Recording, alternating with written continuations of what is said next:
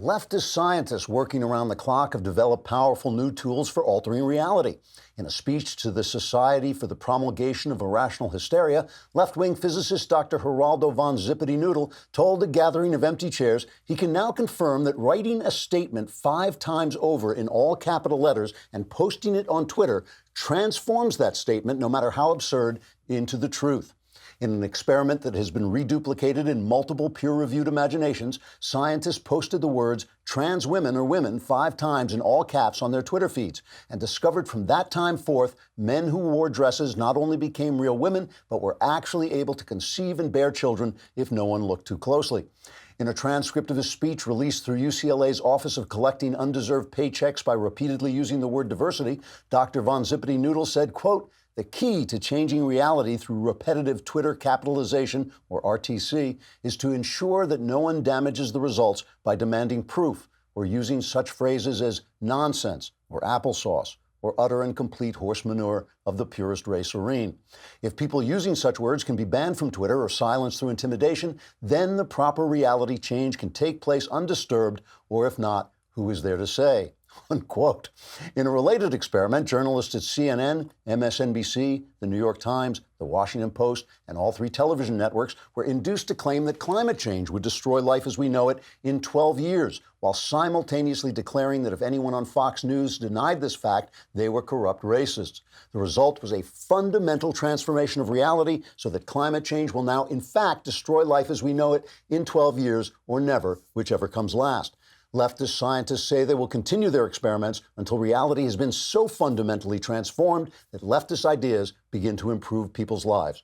Trigger warning, I'm Andrew Klavan, and this is The Andrew Klavan Show. I feel hunky-dunky, life is tickety-boo. Birds are winging, also singing hunky-dunky-doo. Ship-shaped ipsy-topsy, the world is zippity-zing. It's a wonderful day, hurrah, hooray! It makes me want to sing. Oh, hurrah, hooray! Oh, hooray, hurrah! So look, it isn't yet entirely clear what happened to start the FBI investigation into Donald Trump's 2016 campaign. Some say it was a flagrant attempt by the deep state to support one political party and spy on and subvert the lawful efforts of the other party to win office. And other people are lying through their teeth. But seriously, it's important that we do not make the mistake of our friends on the left and get all worked up about Attorney General Barr's investigation into the investigation before the facts come to light. And that's why I think it's reasonable to give a fair hearing to the unholy gang of thieves and turncoats who tried to subvert our constitutional system. If I could just be actually serious for a minute, and apparently I can't, what I'm trying to say is that Robert Mueller has made a statement and James Comey has written an op-ed for the Washington Post, where democracy dies in narcissistic self-regard, coupled with bias to the point of intellectual corruption. And both former FBI guys have made it clear that they do not like Donald Trump, and they think their investigations were absolutely peachy clean. And peachy keen, and maybe possibly clean as well. And I think we should listen to what they have to say before we make a final decision as to how many of them we can send to prison where they belong.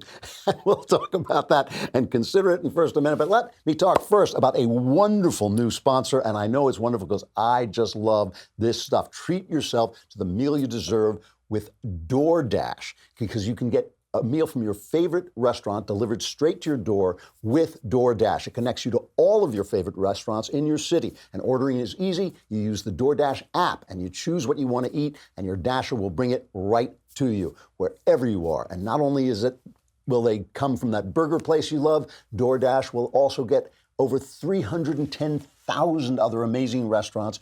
DoorDash connects you with door-to-door delivery in over 3,000 cities and all 50 states. Order from your local go-tos or choose from your favorite chains like Wendy's, Chick-fil-A, and the Cheesecake Factory.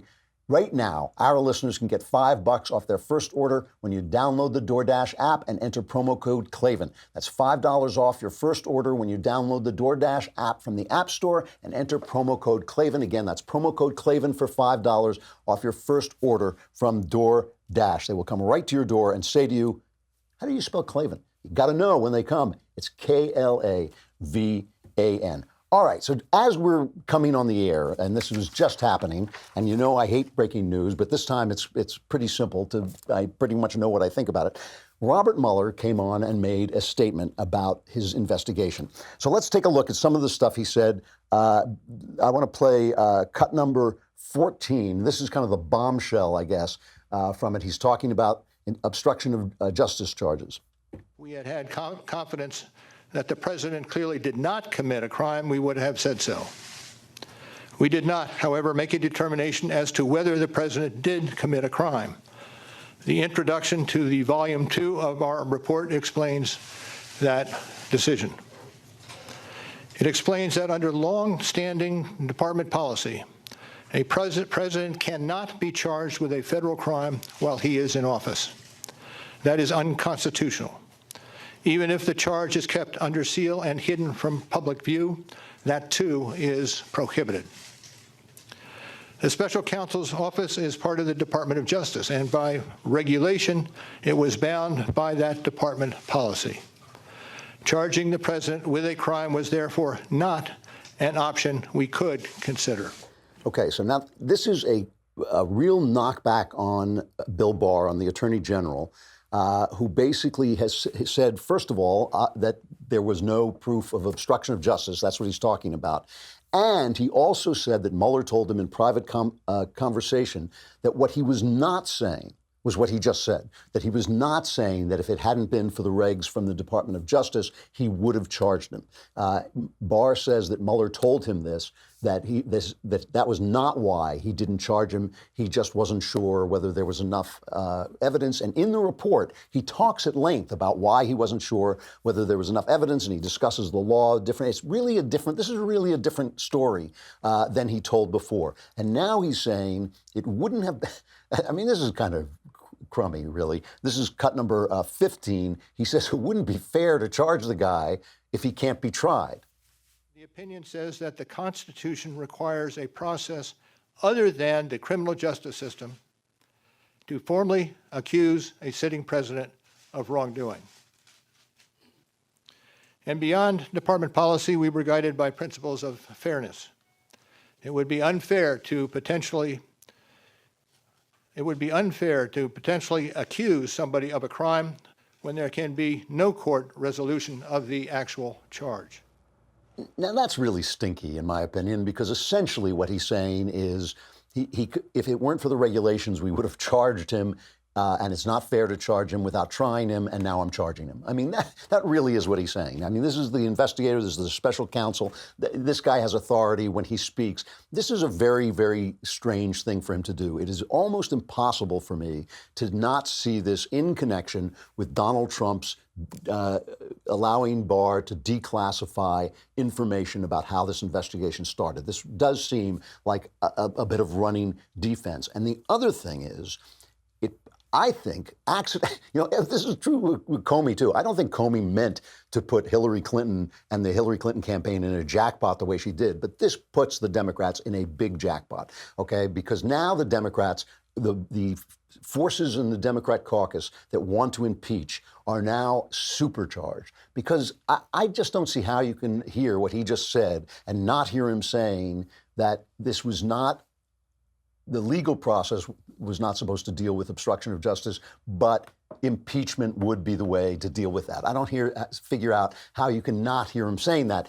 So now Nancy Pelosi, who's been like Ben-Hur on the chariot, trying to keep this impeachment chariot from running around the track, because I don't think she thinks it's a very good political idea, with the economy doing so well, with us at peace, with the country doing well, does the country really want to watch the Democrats impeach Donald Trump when they know it can go nowhere because the Senate is going to spit in their eye, right? I mean, the Senate is going to throw, it's kind of like, remember, they got to get 2/3 vote in the Senate, and there's no chance of that. So it's actually like they're basically going to go through this. They're going to tear the country apart. They're going to set us all against each other. They're going to give the newsmen stuff to talk about. The whole treason brigade is going to be out there shouting at Trump again. And then it's going to be like, yeah, nothing. Forget it. Get out. Really? Do they really think they can pull that off? Well, maybe they can figure out a way to do it. Listen, just because it didn't work when the Republicans did it to Clinton doesn't mean it won't work now. Trump obviously thinks it's a great idea. He's waiting, he's goading them, he's waiting for them to do it. And now it just seems to me Mueller just put him in a position where that side of the caucus is going to be much, much more powerful. Finally, the last thing Mueller said is, screw you guys, I'm out of here. That my report was my mic drop, I'm gone. We appreciate that the Attorney General made the report largely public, and I certainly do not question the Attorney General's good faith in that decision. Now, I hope and expect this to be the only time that I will speak to you in this manner. I am making that decision myself. No one has told me whether I can or should testify or speak further about this matter. There has been discussion about an appearance before Congress. Any testimony from this office would not go beyond our report. It contains our findings and analysis and the reasons for the decisions we made. We chose those words carefully, and the work speaks for itself. And the report is my testimony. I would not provide information beyond that which is already public in any appearance before Congress. In other words, that's what I got to say. I said what I have to say.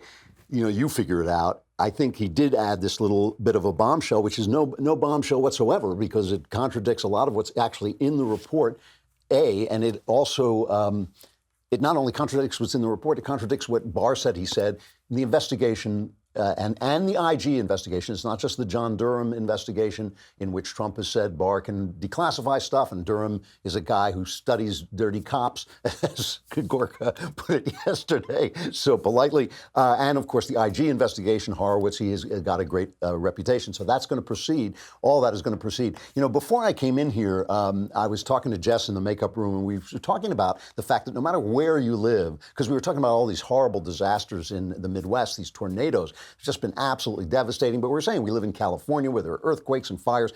Anywhere you live, there can be an emergency. Wise Company will get you freeze-dried food that's easy to prepare and can be stored for up to 25 years so you're ready if a disaster comes. Wise Company takes an innovative approach in providing dependable, simple, and affordable freeze-dried food for emergency preparedness and outdoor use. Government resources, you know, when a disaster happens and seconds count, sometimes government resources are minutes, if not hours, if not weeks away, and it can be a long time before you get to fresh food and water. This solves your problem.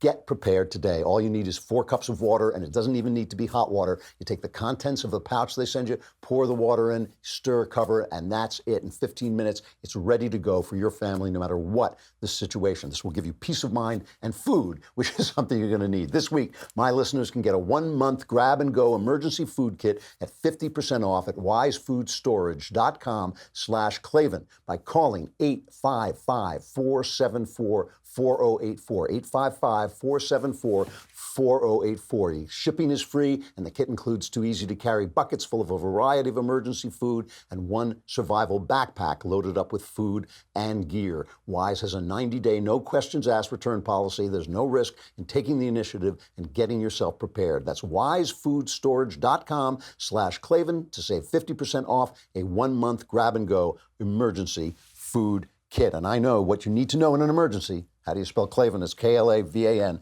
No E's in Klavan. I just make it look like that. I just make it look like there's E's in it. All right. So anyway, you know, it's hard for me to stop joking about this because it just doesn't really hold water for me. It doesn't hold together. The Mueller report investigate, you know, his job was not to determine whether or not Trump could be charged. That was not his job. His job was to determine whether or not Mueller's job was to determine whether or not Trump should be charged. And he obviously absconded on that job. He didn't do that job. And to just say, oh, well, we weren't going to be able to try him, so it wouldn't be fair, it just doesn't hold together for me. And it does, to me, it puts the Democrats in the jackpot because now the forces of impeachment are all that much stronger, and it doesn't become any better a political idea than it was before. Then we have James Comey, who is a far, far less attractive character than Robert Mueller. Mueller has kept his head down. He did do his investigation. He did what he was sent to do, which, remember, was not about obstruction of justice. It was about the Russia collusion case. Comey has just been a sanctimonious pain in the butt. I mean, he really has. He's been a partisan. He has completely destroyed any reputation he might have had for wisdom or self-containment. He has just been a complete self-justifying, sanctimonious. He's the kind of guy you, like, if he shows up at dinner, you're rolling your eyes thinking, I'm sorry we came to this place. You know? So he writes a piece in the Washington Post where democracy dies in rampant self-regard. It's called No Treason, No Coup, Just Lies, and Dumb Lies at that. So if you have any doubts about James Comey's investigation, you are dumb. And here's some of my favorite parts, okay? He says it's tempting for normal people to ignore our president when he starts ranting about treason and corruption at the FBI. I understand the temptation. I'm the object of many of his rants, and even I try to ignore him. Yuck, yuck, yuck. But we shouldn't, because millions of good people believe what the president is saying. It's not healthy now. That's in normal times, that's healthy, but not now when the president is a liar who doesn't care what damage he does to vital institutions. We must call out his lies and that the FBI was corrupt and committed treason, that we spied on the Trump campaign and tried to defeat Donald Trump. We must constantly return to the stubborn facts. Russia engaged in a massive effort to interfere in the 2016 presidential election. Now, by the way, Mueller said this as well. And in Comey's piece, he puts in two links, right? One of them is to Mueller's indictment, in which he had defendants posing as U.S. persons, creating false U.S. personas, how they operated social media pages. This is from the indictment, and groups designed to attract U.S. audience. I mean, this is what they did. I find it hard to believe they don't always do this and that we don't do it back to them. Essentially, they did what Americans do, which is they tried to put forward ideas, and they did it. They keep saying they did it to help Trump. It's so important to remember this. No one on the face of the earth thought Trump was going to win. No one. Some of the people who did had no idea what they were talking about. Guys like Henry Olsen, who thought it would be close. They did have ideas what they were talking about. But the fact is, Vladimir Putin could not have had any idea that Trump had any chance of winning this election. And so what I think he was doing is just starting trouble. The idea that he was supporting Trump is kind of ridiculous. I think what he was doing is supporting Trump because he thought Hillary was going to win and he wanted to delegitimize the next president of the United States. That's what he thought, okay? So that's the first thing. He links to the indictment, and then he links to another Washington Post story saying that James Comey says that there was Russian interference. So he's linking to himself, although he may not have set up the links. But anyway, we accept that the Russians did tamper with the election. Nobody has any problem with that, and nobody has any problem with the FBI investigating it. In April 2016, that advisor talked to a Russian,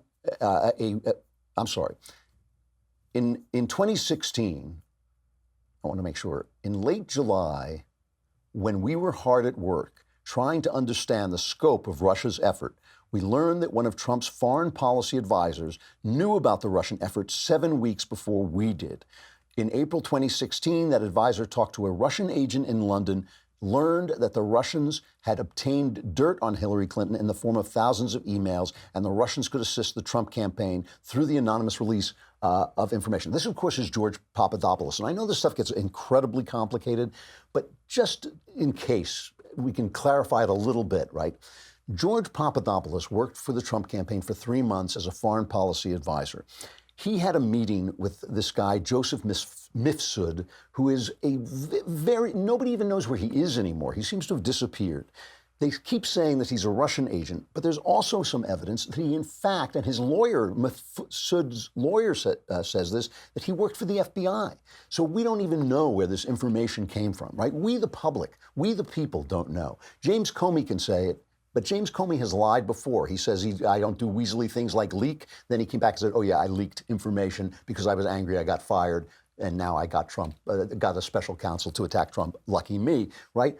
Papadopoulos, I mean, we know this now from the New York Times as well, has been like this poor, he's been like this guy caught in this government investigation, which included not just people trying to wire his girlfriend, who has now become his wife, according to Papadopoulos. He says they came to her and asked her to wear a wire against him. This woman, Azra Turk, who seems to have been maybe a CIA operative, he says she tried to seduce him. She acted in a seductive way to get information. I mean, this is very, very strange, over-the-top stuff. So Comey's argument that, oh, we were just doing our hard, diligent work, maybe I'm willing to say that remains a possibility, but it sure doesn't sound like what was going on. This guy works for the Trump campaign for 3 months. He talks to a guy. We don't even know if he worked for the FBI or the Russians or both. We don't even know where he is. I mean, it needs to be investigated. It should not be that a self-important, sanctimonious buffoon like Comey decides that he is going to wire people to talk to advisors in an opposition campaign. We now know that he's a Democrat. We know that he hates Trump. He supports the Democrats. You know, that can't go uninvestigated. I'm sorry. So now he says, this is really dumb. He says, the first problem with Trump's whole treason narrative, if we were deep state Clinton loyalists bent on stopping him, why did we keep our investigation secret? Well, because they all would have been fired on the spot. It would have been a major scandal, even if the Times tried to bury it the way they do now, even if CNN tried to bury it. If they had said, oh, yeah, we're investigating Trump, people would have hit the roof. That's not a very good excuse, and that doesn't make it dumb to be suspicious. He says, we investigated. We didn't gather information about the campaign strategy. We didn't spy on anyone's campaign. Well, if you're listening in on people's phone calls and you're trying to get people wired, yes, you did. Yes, you did. I mean, that is just not right. Finally, he says, by late October, the investigators thought they had probable cause to get a federal court order to conduct electronic surveillance of a former Trump campaign advisor named Carter Page. And that was the FISA warrant that they used this stupid Steele document about Trump and the hookers in Russia. So again, he leaves out all the stuff that we're suspicious about. Maybe they acted in a justified way. We've got an IG report from a guy who seems pretty trustworthy. We'll see what he says. This guy, John Durham, seems trustworthy. Barr seems trustworthy to me, but Durham has worked for both sides of the aisle. He investigates bent cops. This is what he does. I feel, satisfied that we'll find stuff out. And the idea that Barr can now declassify stuff, which seems to have, listen, let's listen to Kellyanne Conway's response to Comey's op-ed, because I think it's a legitimate hit. Let's listen to what she says. Methinks he doth protest too much. So there sounds like there's panic in the world of Jim Comey. Who cares what he thinks? We said no collusion for 2 years, and they couldn't take us at our word. We had to waste $40 million of taxpayer money, 22 months, 500 witnesses, 2,800 subpoenas, and the list goes on and on, 1.4 million documents to come up with what we said all along, no collusion. I stood here many times and said that as the campaign manager, no collusion, and yet we're just supposed to read Jim Comey in a friendly, favorable news outlet say no corruption. So let's find out. Those who said transparency, facts first, accountability, let's have it now. I can probably come up with $35 million and I got 22 months. How about you guys? Kellyanne? I can wait for 500 you can witnesses. Find 17 lawyers. Yeah. Well, and the other thing is, I really resent him saying just good people trying to get to the truth. We already know that Andy McCabe, his number 2, lied. We already know that Jim Comey's a liar and a leaker. We already know that they wrote books that basically are on the fiction list. Yeah, that is the other thing. We do know that Peter Strzok and Linda Page had those, Lisa Page? I can't remember his lover's name. But anyway, we do know these lovers hated Trump, hated the people who voted for Trump, just looked down on them, thought they needed an insurance policy. There's plenty of reasons to do this investigation. And Kellyanne is right. He sounds panicked. He points out that he hurt Hillary's, Comey in the op-ed points out that he hurt Hillary's campaign by going public. But that was just incompetence. And again, nobody thought Trump could win. So he thought he was absolutely in the clear. He did not think, would any of this have gone on? Any of the Russia collusion stuff have gone on if Hillary had won? I don't think so. And the way that Comey handled Hillary's campaign, giving people immunity, saying she needed to have intent to be charged when she didn't. The offhand way he threw that out, and the evidence that we have that he cleared her before he even interviewed her really shows that he treated these two people very, very differently. All I'm saying is there is plenty of reason to investigate. And you know, I think that Sebastian Gorka has a point when he says these guys sound panicked. Listen to John Brennan, the CIA guy, he's been this guy throwing out treason. How is he going to complain that Trump has now thrown it back in his face? Is a very, very serious and outrageous move on the part of Mr. Trump, once again, trampling upon the statutory authorities of the Director of National Intelligence and the heads of the independent intelligence agencies. And I know that my former colleagues in the intelligence agencies are looking upon this with great concern and worry. Again, I implore Dan Coates, Gina Haspel, and others to stand up to this, I think, unprecedented act on the part of Mr. Trump. But I am deeply, deeply concerned about what is going on right now. So he's calling for a cover-up. He's calling for Gina Haspel at the CIA not to declassify, to defy A.G. Barr when he tries to declassify things. And they've sent out this entire meme that somehow Barr, who worked for the CIA at the beginning of his career, that somehow he's going to expose CIA assets and risk their lives. And that's absurd as well. That's just an absurd story that they're telling. All I'm saying here is, look, there is plenty of reason to be suspicious. Yesterday, I played that cut from the Cold War thriller, 3 Days of the Condor, in which, and this was a big meme in these movies in the 70s and 80s, where the CIA was guilty of malfeasance. Maybe the FBI was guilty of malfeasance. They certainly never loved J. Edgar Hoover and the stuff he did against Martin Luther King and the Black Panthers. You know, and this was the idea that the press were the heroic people who were going to expose malfeasance in our government. It is sickening. It is sickening. The most sickening. It's not sickening to me that John Brennan, who we already know what he is. It's not sickening to me that he calls on the CIA to cover up. It's not sickening to me that James Comey, because we already know what he is. It's not sickening to me that he defends himself and calls us stupid for being concerned. It is sickening to me that the press, which has put itself forward as the truth to power people, that has put itself forward as the constitutionally protected guardians of our constitutional rights, is suddenly like, CIA malfeasance? Who cares? Do we have to defend our sacred intelligence institutions, which, by the way, under the last president, lied us, quote unquote, into war by telling us that Saddam Hussein had weapons of mass destruction? It is really bad. It is the greatest danger to our Constitution right now. Not that cops sometimes do the wrong thing, not that the feds sometimes do the wrong thing, not that the CIA spies on private citizens. All that stuff is dangerous, but it wouldn't be dangerous if we had a press that was out to investigate any abuse of power, no matter which side it's on, and we don't. And by the way, some of this is on the right, because the right, just like it doesn't fund movies, just like it doesn't fund, women's magazines, just like it doesn't support the arts and culture, doesn't support reporting. Where are the right-wing reporters, except on the Bret Baier show, and some at the Washington Post? But where are the Wall Street Journal? Where are the big institutions that don't just put out opinion, but actually pay for investigative reporting? This is the stuff that's dangerous.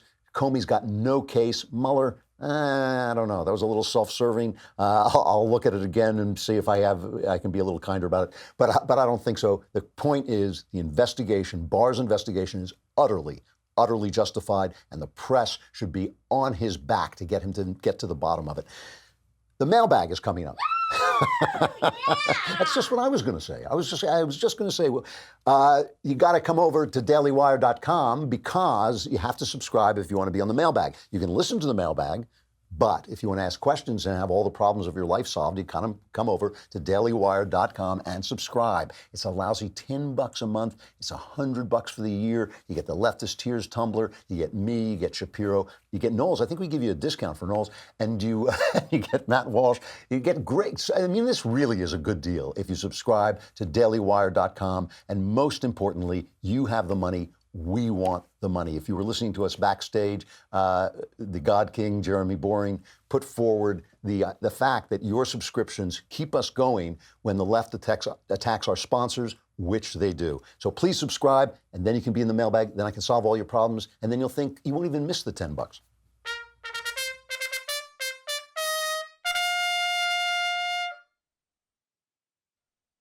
The mailbag. Yeah! All right, from Caleb. Dear Overlord Klavan, may the light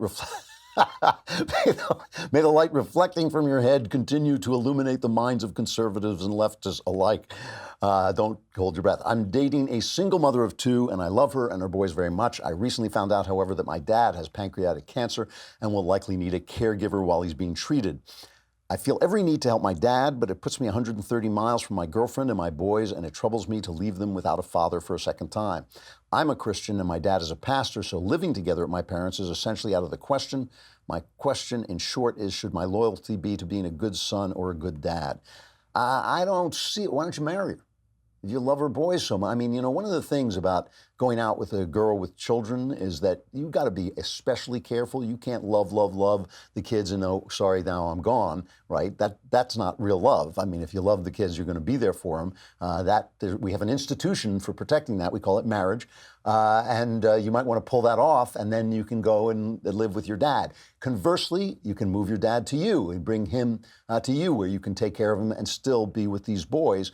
I don't think you should make that choice. I really don't think you should make that choice. You cannot abandon these children. If you are committed to them, you can't abandon them. If it's possible to marry them, if she's not still married or something like that, or if there's some other impediment, you should marry her. That would secure your relationship with those boys and give them the father that they need. All the love in the world is not going to help them if you are not dependable and you're gone. And this crisis, and I'm very sorry about your father. I know it's a horrible, virulent form of cancer, very tough to beat, and I'm very sorry about that, and I feel your pain there. But you're only in this dilemma because you haven't committed to the boys and this lady. So I think that's how you solve the problem. That's how you get off the horns of the dilemma, by marrying the girl, or at least making that commitment and bringing your father to you.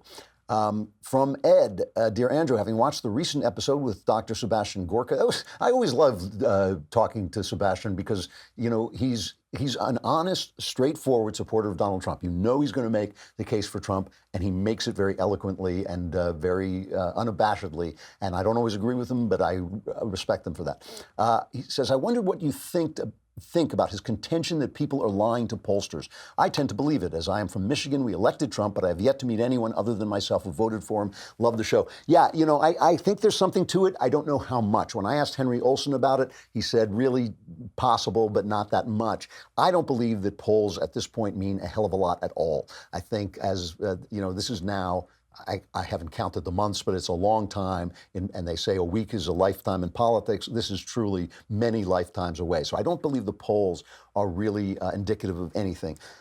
I've had this theory, and this is not a prediction in any way, shape, or form, but I have wondered whether they have not made it so hot for black people and other minorities to support Trump that they may just completely say, yeah, I'm voting for whatever Democrat, and then actually go vote for Trump because they're doing really well under Trump and all this stuff. And you can even hear the Democrats saying now, well, he's a racist, but things are going well for black people, and that's very dangerous to have a racist doing good things for black people, which makes zero sense, but okay, that's the way it feels. So anyway, I will go with Gorka to the extent that I think the polls now are meaningless, that he's doing better than Obama did at this time, and Obama was reelected, and that a lot of these decisions will be made at the last moment, and there's a very small pool of people who make those decisions, and they will probably hold off until the last moment. And yeah, I think that there is some percentage of people who will lie. What Sebastian was saying was that they do it for fun.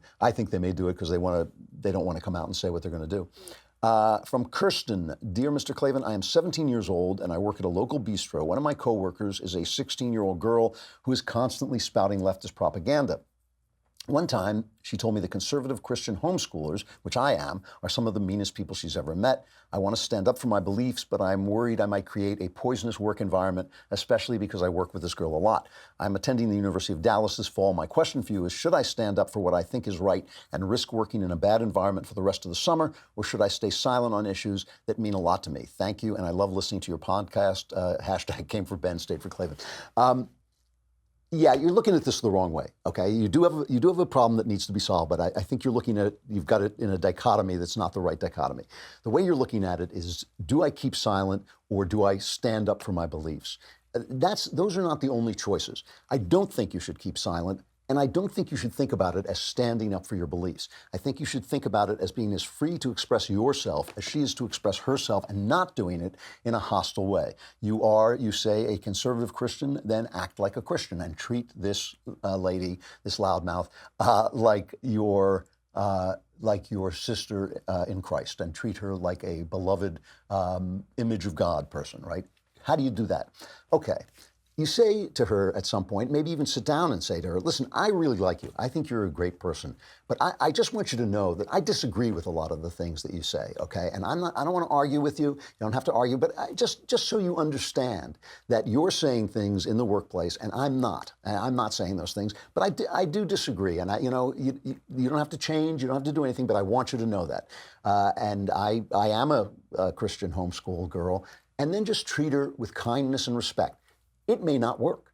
It may make her ticked off. It may make your job harder, and I understand you're going back to school. Why make your job harder?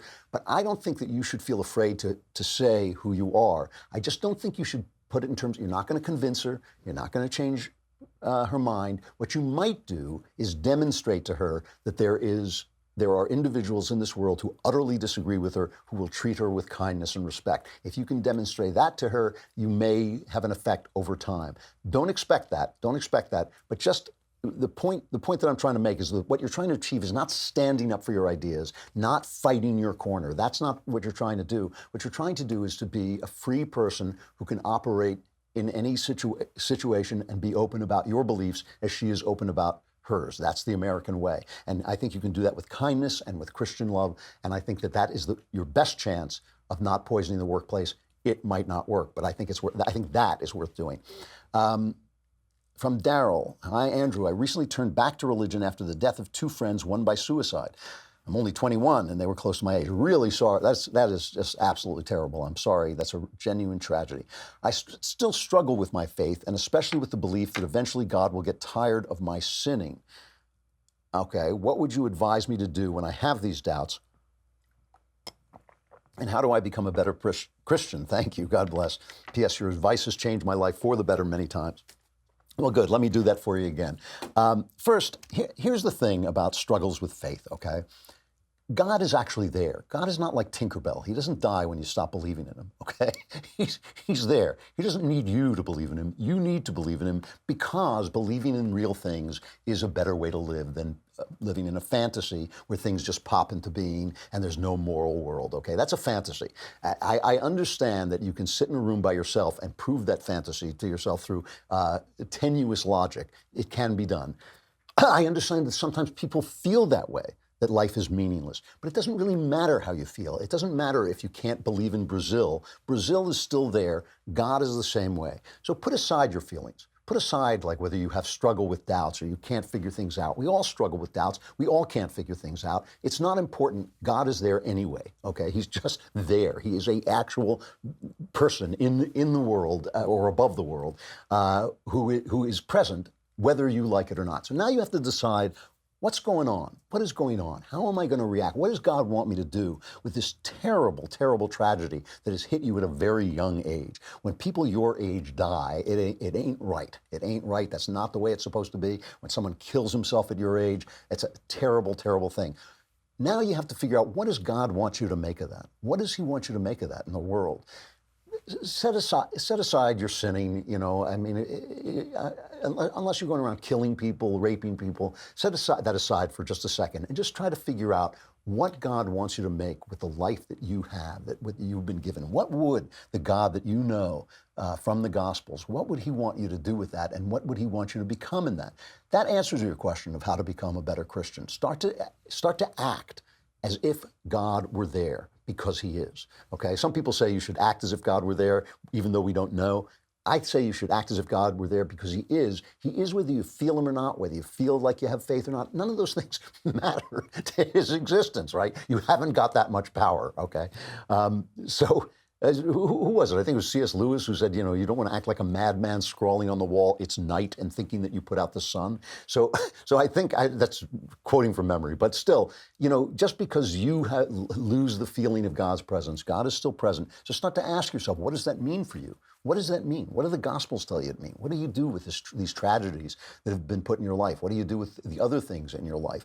And if you start to think like that, if you start to think like God is there, you will start to find you have a much more realistic approach to your life and to your sins and to your faults, and you'll start to be better. And I think you pray, you talk to God about it, you read what God has to say in the Gospels.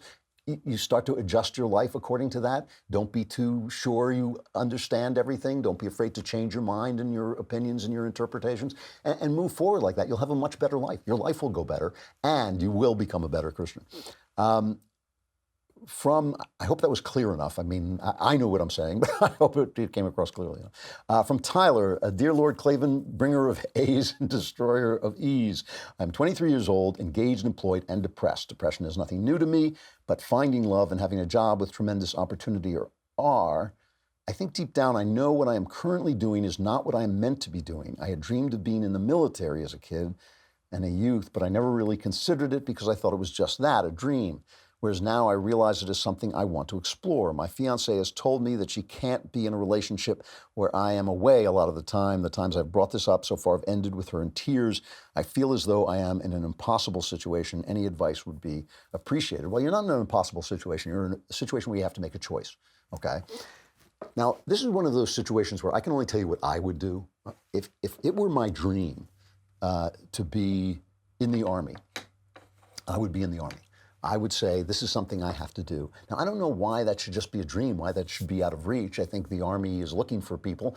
I think the military likes people. I don't know what your situation is, but I think that they always can use an eager recruit. So that's something that's open to you. That may mean you lose your fiancé.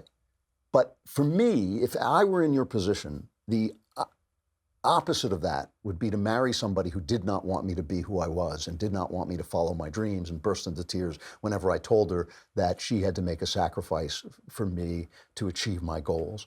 I'm not fair about this. I think this is more important for men than it is for women. I think that for men to do the work that is meaningful to them is much more self-defining for men than it is for women. I don't want to go into why I think that, but I do think it, and I know that's not fair, but tough. And so I think that what you're saying, if this is truly the dream of your life, that's the choice, that's the decision you have to make. If this is truly the dream of your life, if this is truly what you think God made you to do, you have to do it. That's the way I feel about it. That would be the way I would approach it. And then you have to make the choice before you make that decision. You have to make the decision that you may lose this girl. You may lose the job you have now. Are you willing to make that sacrifice? If you're not willing to make those sacrifices, don't blame her. Don't blame her if you're not willing to make the sacrifice. It's all on you. It's your decision. It's your choice. I've told you the choice I would make. Now you have to figure out the choice that you want to make. From Andrew, hello there, leader of the multiverse, Mr. Klavan with no ease. I'm an engineering student currently on a work term who's always struggled with public speaking and approaching women. I'm trying to use this time where I'm away from most of my friends to improve my self-confidence in both of these areas. What suggestions can you pass down from your wealth of knowledge to help a young man like me improve? Also, keep up the excellent work on your hilarious daily monologues. Toastmasters, I believe that's what they're called. I have seen with my own eyes this transform people's lives. That is an organization for teaching people to public speak with confidence, deals with, here's the thing. You're not the first person who's had this problem, all right? You're not the first person who's shy. You're not the first guy who's had trouble approaching girls. There are people who deal with this stuff and they deal with it successfully. They know how to do it. It's like it's not rocket science. It's not like how do I split the atom with my fingernails. It's like a thing that happens to people, and people solve the problem and help others solve the problem. Toastmasters is the organization I know about. Maybe there are others, but I have seen with my own eyes people go into this and it's just transformative. I mean, utterly transformative. So, look for help. I mean, this is, like I said, you're not the first person, you won't be the last. Go get help and solve the problem. Because why should you live like this? This is your life. Why should you live like that if it can be solved? From Sarah, my daughter-in-law used to be a committed Christian. She went through a women's studies program at a major state university and became a leftist, even stating recently that she identified as queer. I identify as odd. I don't know if that's the same thing. She now says she doesn't believe in God. Her birthday is coming up, and I wonder if you have any suggestions of a book that will enlighten her without her disregarding it completely. I pray for her daily and do not understand how lost she has become to give up on her religion. I understand this is painful, but my recommendation is get a book called Mother-in-Law, Mind Your Own Business. It's painful. It's painful to see somebody go down the wrong road. The best thing you can do is keep praying for her, treat her with kindness and love, demonstrate the Christian love that you have for her, and let her find her way. I mean, it is not for you to change the way she is going, and you can't. So, I mean, if you could, I would say maybe do it. But the only chance you have of doing that is demonstrating your love for her, accepting her, even if she turns out to be queer, even if she turns out to identify and believe things that you hate. If you can love her and treat her with kindness, and show how that, demonstrate, not tell her, but demonstrate how that grows out of your love of God and your belief in Christ, maybe that will have an effect on her over time. But if not, it will be you doing the right thing, and that is worth it in and of itself. But do not be giving her books and arguing with her and telling her which way she should go. It's none of your business. I know it's painful to you, but that still doesn't make it your business. She has got to find her way. I talked about this at on the backstage yesterday. The poet William Wordsworth had a phrase, wise passiveness. There are times when not doing a thing is the wise thing to do. There are times when letting people be who they are is the best thing you can do for them. So again, love her in the name of Christ, and maybe she'll catch on. I hope so. That's it. I'm out of time. We will be back tomorrow. It's a short week, so that means a long Klavanless weekend. So get as much Klavan-y goodness as you can tomorrow. I'm Andrew Klavan. This is The Andrew Klavan Show. Oh, hooray, hurrah. The Andrew Klavan Show is produced by Robert Sterling. Executive producer, Jeremy Boring. Senior producer, Jonathan Hay. Our supervising producer is Mathis Glover, and our technical producer is Austin Stevens. Edited by Adam Sayevitz. Audio is mixed by Mike Cormina. Hair and makeup is by Jesua Alvera. And our animations are by Cynthia Angulo. Production assistant, Nick Sheehan. The Andrew Klavan Show is a Daily Wire production. Copyright Daily Wire 2019. Today on The Ben Shapiro Show, we break down Robert Mueller's first public appearance in years. That's today on The Ben Shapiro Show.